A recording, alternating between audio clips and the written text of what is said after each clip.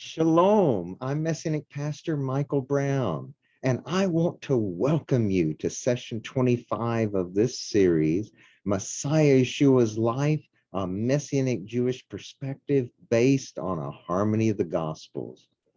This week, we're going to begin looking at paragraph 10 and Dr. Fruchtenbaum's book, which covers Luke chapter 2, verses 1 through 7, and he's entitled it, The Birth of the King.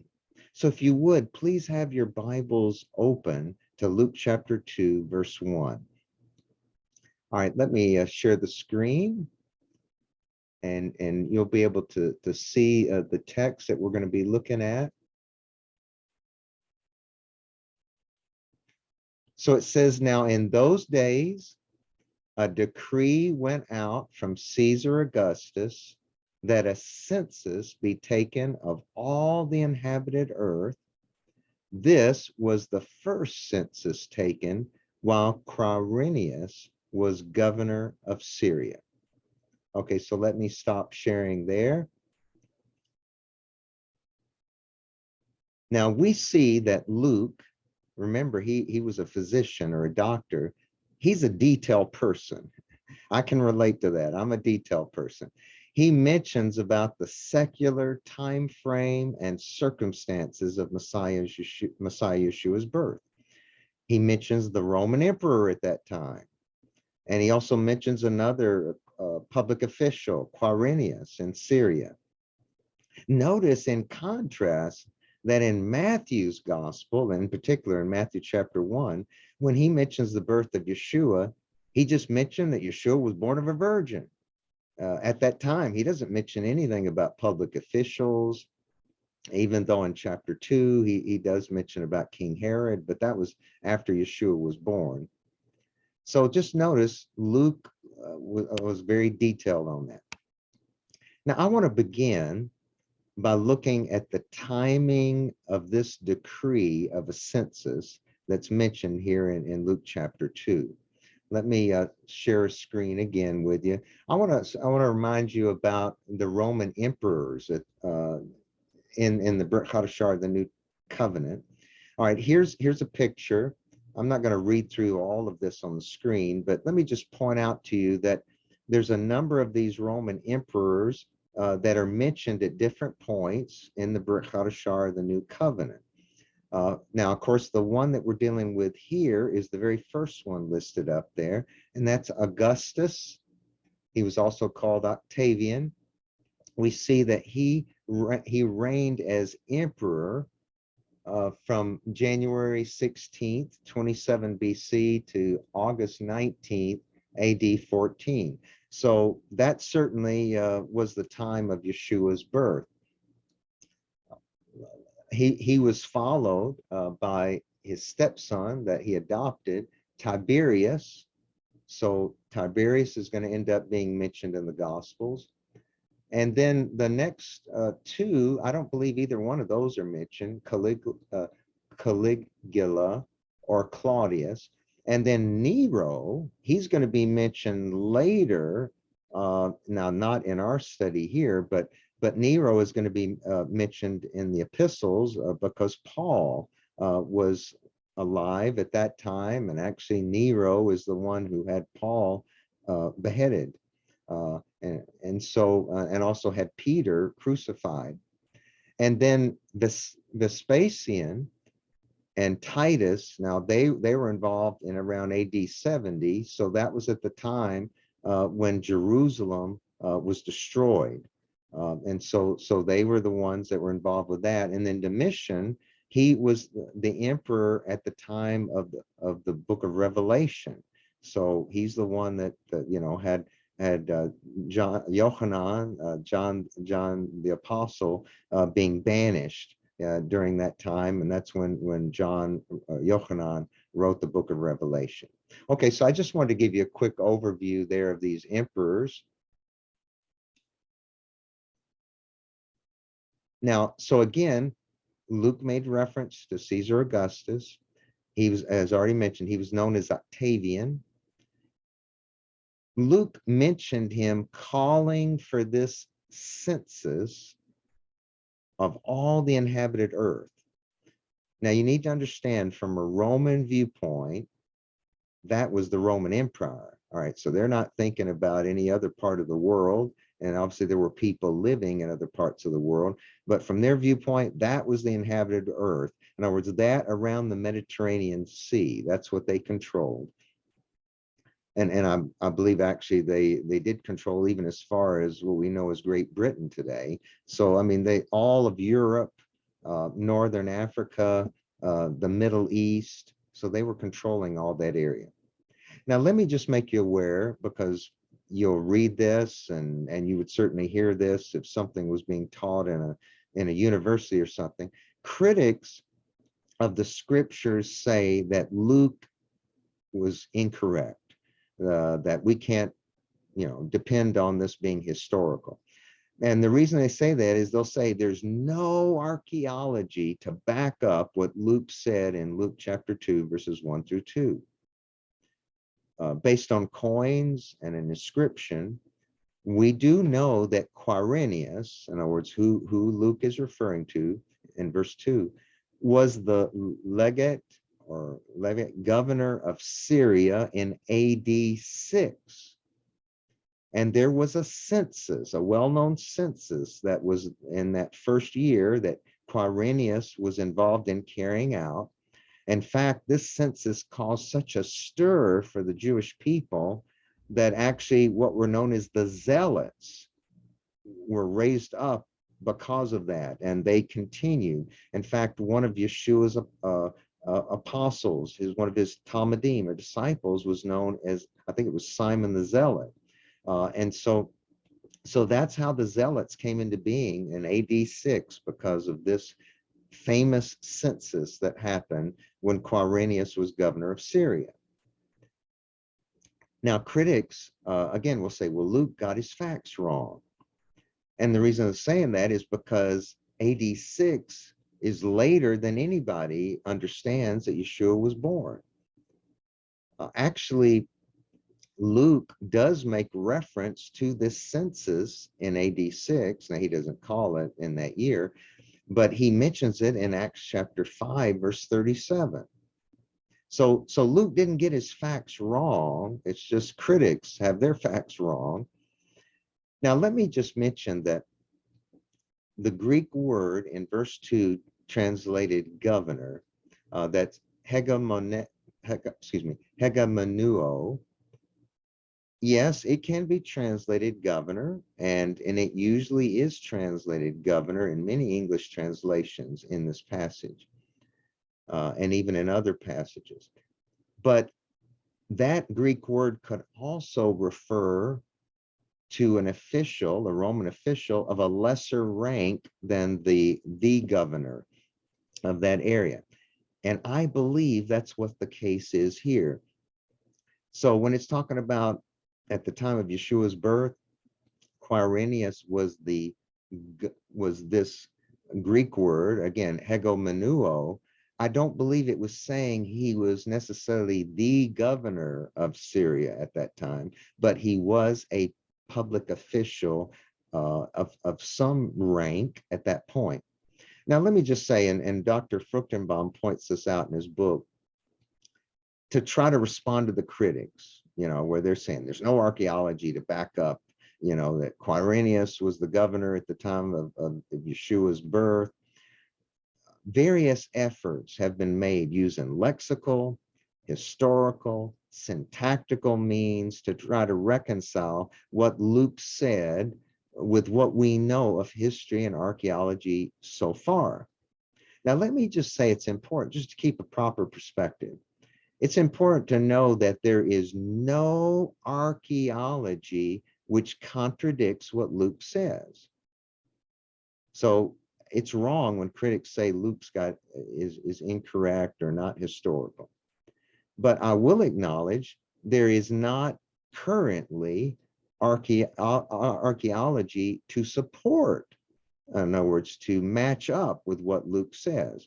I like the way one writer, Kenneth Kitchen, puts it. He says, the absence of evidence does not mean the evidence of absence. In other words, it doesn't mean that this isn't true. We just don't have the archaeology yet to clearly and unmistakably support all of what Luke said here. But I am going to give you a possible scenario to explain this. Dr. Fruchtenbaum does point out in his book, and I'm quoting just the first part here, in 1764, fragments of marble with Roman inscriptions on them were found near Rome. Now, I'm going to stop his quote here.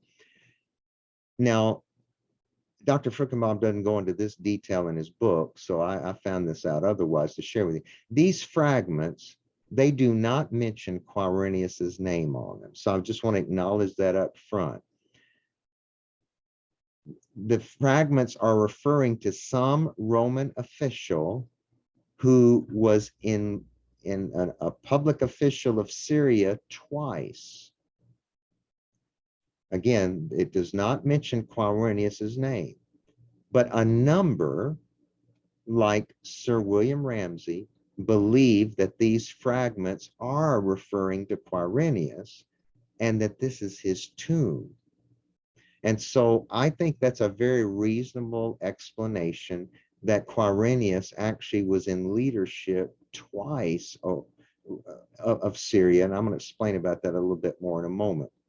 Let me share another screen with you here, because I think it's going to be easier if I show you stuff on the screen. Okay, so let me just say, if this is true, and there's no reason that it probably isn't true. I think it's very reasonable. If that's true, then that indicates Quirinius served twice as governor or was some kind of governing official of Syria. Dr. Fruchtenbaum, I, and many others believe that is probably the case.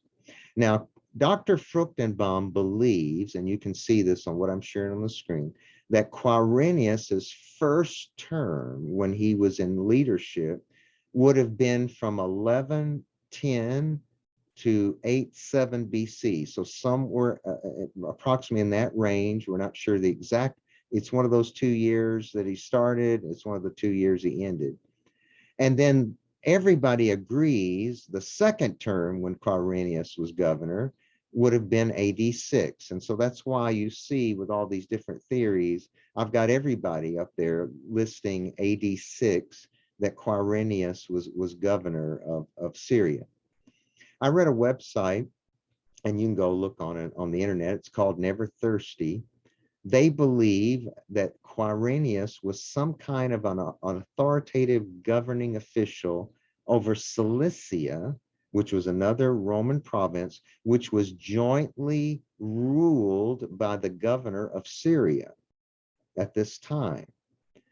And so they're saying that Quirinius, he was basically in the military at that time, that we know from historical records, but he was the kind of the military leader of Cilicia, and therefore he was really a governing official over Syria, which again was jointly ruled by somebody else as governor at that time. And this Never Thirsty theorizes, well, they're saying, based on what we know from history, that he was this governing official over Cilicia from 4 BC to 1 BC. So we're saying that if that might really be what Luke is. That's one of the theories. Not everybody agrees with that, but that's one of the theories, that Quirinius was over, or was a governing official related to Syria in 4 BC to 1 BC, and then of course again in AD 6. Now, so you see that on the diagram I have there. Charles Ryrie in his study Bible also believes that Quirinius was governor of Syria twice.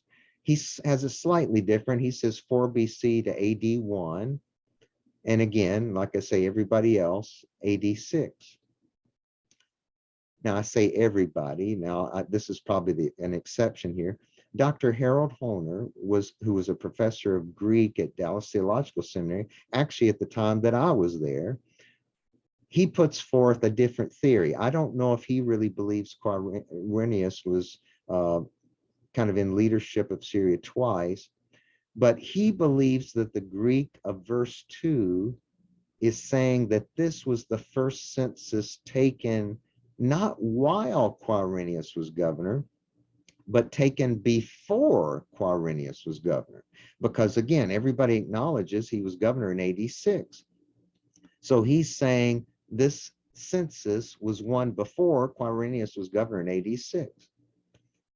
Also, he believes that the census was taken in or after 7 BC. I'm going to show in a little bit that we know there was a census, I think, around 8 BC. Now, again, it could have taken more than 1 year. So that's probably the one that Dr. Honer is referring to.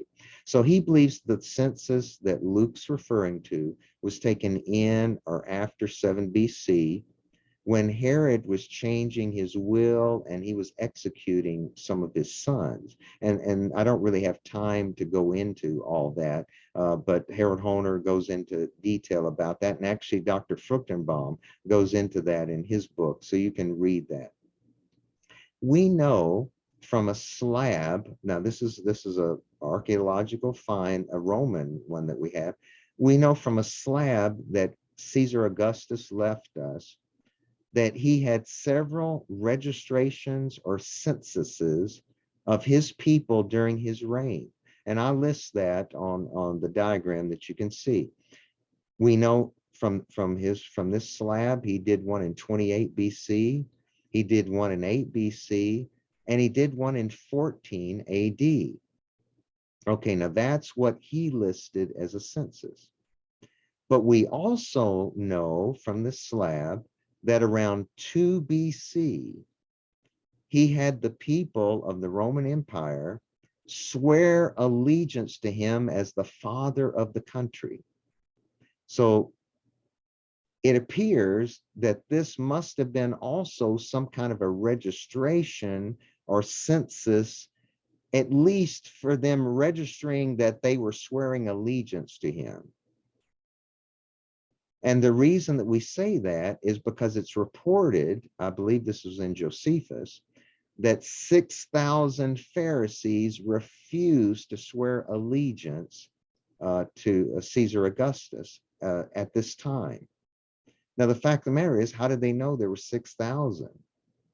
Well, again, probably because there was a registration and they approximated, but they said, well, there were 6,000 of these people refused to swear allegiance to Caesar Augustus. Now, let me just say that generally evangelicals believe that the census Luke is referring to was either this one in the one in 8 BC that Caesar Augustus mentioned on this slab I talked about, or it was this registration where Caesar Augustus wanted everybody to be swearing allegiance to him as the father of the country, that was in 2 BC. Or, here's the third option, it's still some unnamed census. Nobody is saying that the census there is the one in AD 6, because again, that's much later that we understand Yeshua was born. And it certainly wasn't 28 BC. It wasn't, that far back. So again, 8 BC, it was that census or this swearing of allegiance that involves some kind of a census in 2 BC, or it was some currently undiscovered census that will later be discovered. Interestingly enough, according to Leon Morris, and he's just a writer of a commentary on the book of Luke, he says Justin Martyr, writing in the middle of the 2nd century, said that in his own day, so that's like more than 100 years after the time of Yeshua's birth, you could look up the record of the same census Luke mentioned. All right, so that's Justin Martyr. Again, he was in the early 100s, so that was just about 100 years, maybe a little bit more than 100 years after Yeshua's birth. So in summary, let me say, I believe that there is evidence to support Quirinius being an in an authoritative position in Cilicia/Syria twice. The first time, either in the range from 11 to 10 BC to 8 to 7 BC, or 4 BC to 1 BC. So I feel pretty confident it was one of those two. And the census that Luke refers to was sometime in either of those time frames. Now, hopefully, future discoveries will confirm and clarify it more for us.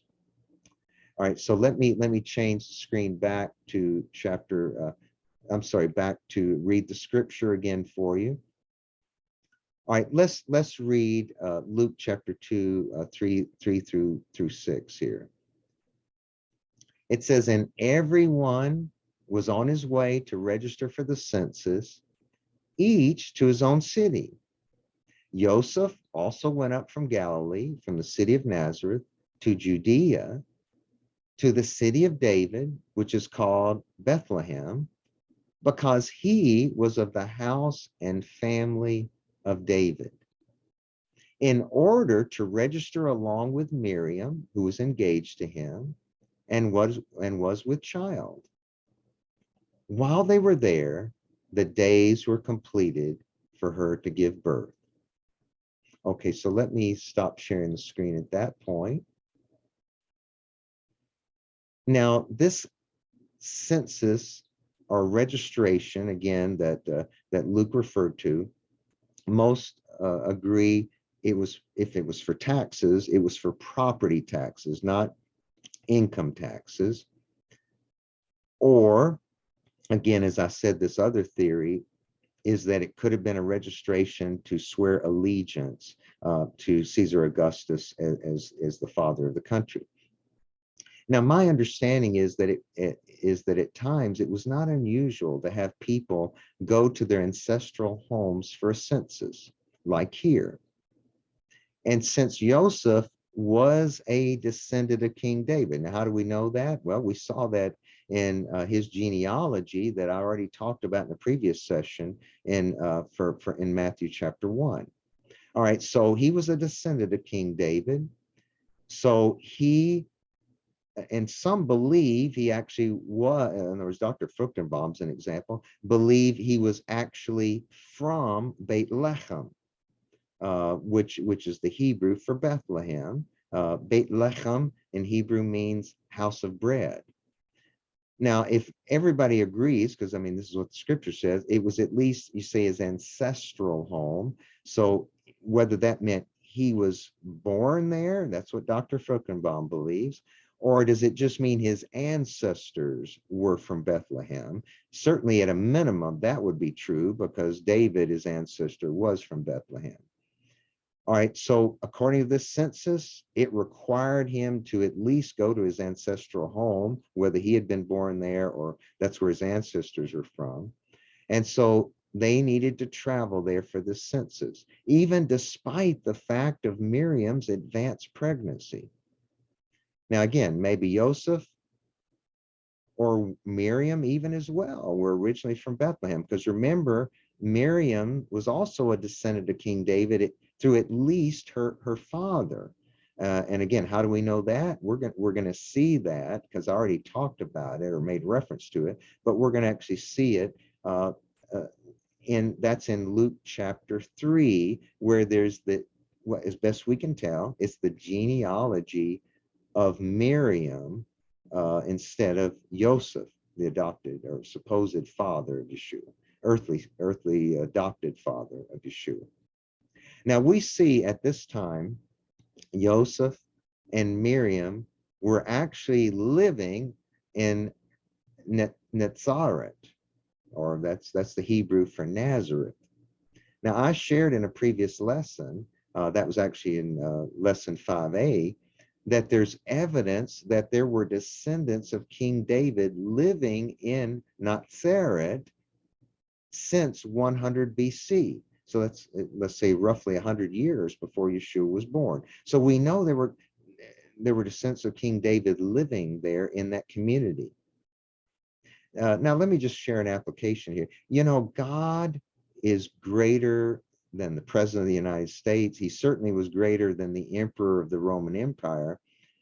And even though God doesn't orchestrate everything that any of these leaders would ever do, he is so much greater. He even uses what public officials who don't even believe in God, who maybe even are opposed to God, maybe they're atheists, he uses them for his purpose. So think about it in our story. He sovereignly used this Caesar Augustus, who certainly didn't believe in the God of Israel. He used him to order a census for God's purpose. Now, it was for Caesar Augustus' purpose as well, but God used it for his purpose so that pregnant Miriam would go to Bethlehem, so that Yeshua would be born there in Bethlehem, not in Nazareth, in fulfillment of messianic prophecy, namely Micah 5 verse 2 in the English. It's Micah 5 verse 1 in the Hebrew. And we're going to look at that later, so I'm not going to read that prophecy and don't want to go into that at this time. Now, Bethlehem is in the hill country of 6 miles south of Jerusalem. So that means that Yoseph and Miriam had to go up from Nazareth, which was in, I think, called Lower Galilee. They had to, in other words, in the Bible, in the Bible, anytime you're going up to Jerusalem, you're going up. But in this case, they physically had to go up because Bethlehem is at a higher elevation than Nazareth. Even though they had to go down first, they had to go down in the Jezreel Valley, and then they had to go back up at some point up into the hill country of Israel. Now, let me just say, assuming that they bypassed Samaria, which was the typical way if somebody was going from the Galilee up to Jerusalem, and in this case, Bethlehem, which was south of it, they typically avoided Samaria because they had nothing to do with the Samaritans. Now, we're going to see later in the Gospels that Yeshua actually went through Samaria because he had a reason. He had somebody he wanted to see there, a Samaritan woman at the well, and we'll talk about that in a later session. But assuming they bypassed Samaria, that means that Yoseph and Miriam had to travel 60 to 90 miles. I say that range because I've looked at different people. Some say 90 miles, some say 80 miles, some say 60 miles. So depending on maybe the exact route they went, they traveled 60 to 90 miles, which took them roughly 3 days to travel. So this was a pretty involved trip for them to be going from Nazareth up to Bethlehem. Now, the inconvenience of them having to make this trip for the registration reminds us that our Jewish people were living in the promised land, but they weren't free. They were under this oppressive rule of the Romans, and humanly speaking, they had to make this trip. They didn't have a choice, even despite the fact Miriam was advanced in her pregnancy. The facts that Luke shared here about Caesar Augustus and Quirinius, they were undoubtedly of importance to the first reader of the Gospel of Luke, who I mentioned back at the early in the series, Theophilus, whose name means lover of God. And we think it probably was a man literally named Theophilus. He was a believer, and so thank God Luke did all this research for Theophilus, and of course he was led by the Lord to do this, and we benefit from all this that he shared. Notice again here in Luke, it says that they were still engaged, even though in Jewish thought they were as good as considered married. I say still engaged. Betrothal is probably a better expression to be using here. But this betrothal was considered as binding as marriage today for us. And so they had to get divorced. And I already talked about that in the previous session, where Joseph considered putting her away, divorcing her, even though they hadn't consummated the marriage yet. let me just say that I saw a documentary on Israel, and they asked some Israelis on the street, they said, where was Yeshua born? Now, interestingly enough, I heard several of them say, oh, he was born in Nazareth. One of them said, he was born in Yerushalayim. And there was a couple of them said, oh, he was born in Bethlehem. Now, that's just, I share that just to let you know that in Israel, even though I would say everybody there has heard of Yeshua, and I mentioned in a previous session, they refer to him as Yeshu, which that's really a derogatory term. I don't mean they mean it in a derogatory way, but those who came up with the expression Yeshu, it's an acronym. It's like I say, it's got a negative thing. May his name be blotted out and stuff. So anyway, but they know that there was a man named, they call him Yeshua or Yeshua. They know he lived roughly 2,000 years ago. They know that Messianic Jews, Christians, they know that we believe he was the Messiah. But interesting enough, they don't know a lot about him. And so I mentioned that all to say, be praying for the Israelis, because even though you say, hey, Yeshua, I mean, all these miracles and everything he did there in the land, so many of them are ignorant of Yeshua. Yeah, they know he died on a cross, but they don't know about the Messianic prophecies. And like I say, many of them probably don't even know he was born in Bethlehem, and that was even in fulfillment of a Messianic prophecy. So pray for the Israelis, that God will open their eyes, as well as the rest of our Jewish people, that they will come to know Yeshua in a personal way. All right, I'm going to stop there, and in the next session, I'm going to continue a look in this paragraph 10, and in that paragraph, I'm going to talk about the year of Messiah Yeshua's birth. I'm going to go through the various theories about that, and then I'm going to talk about where was Yeshua born. Now, we already said Bethlehem, but I'm going to talk about more specifically in Bethlehem, where was he born? And then so again, I'm going to be talking about that in the next session. So I hope that you will join us in the next session. Thank you for joining us for this session. If you like this teaching, please indicate that on the YouTube channel. Please encourage other people to watch these sessions. Anybody else that you think that would benefit from it. If you missed any of the previous sessions, I said this was session 25. If you missed any of the previous 24 of them, they're all recorded. They're all on our YouTube channel. I encourage you to go back and watch them at your leisure, because there's a lot of good information there that, again, talked about the genealogy of Yeshua and about the announcements about Yochanan the Baptizer's birth, about Yeshua's birth. All these things, I think you'll benefit from any of them if you miss those previous sessions. But thank you so much for joining us, and I hope again that you'll join us in the next session as well. Shalom.